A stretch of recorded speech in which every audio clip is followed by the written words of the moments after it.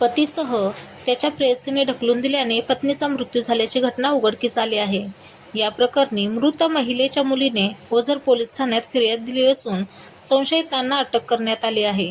संशयितांना पिंपळगाव न्यायालयाने गुरुवार दिनांक 26 सप्टेंबर 2024 पर्यंत पोलीस कोठडी सुनावली आहे।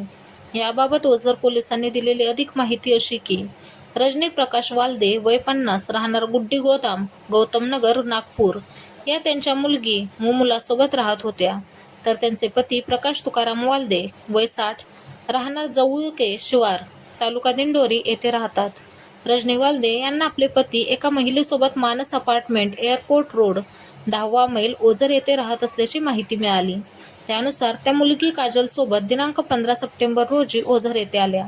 यावेळी त्यांना पती प्रकाश वालदे एका महिलेसोबत आढळून आले।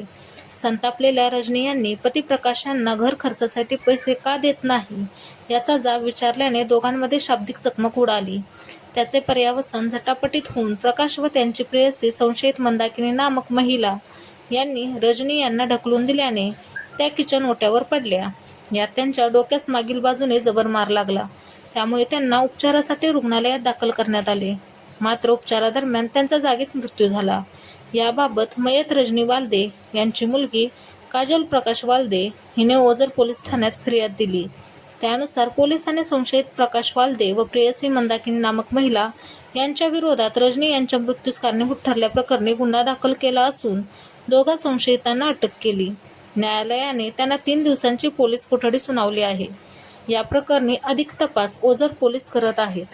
व्हिडिओत काही त्रुटी आढळल्यास कमेंटद्वारे नक्की सांगा। व्हिडिओ आवडल्यास लाईक, शेअर, सबस्क्राईब करायला विसरू नका।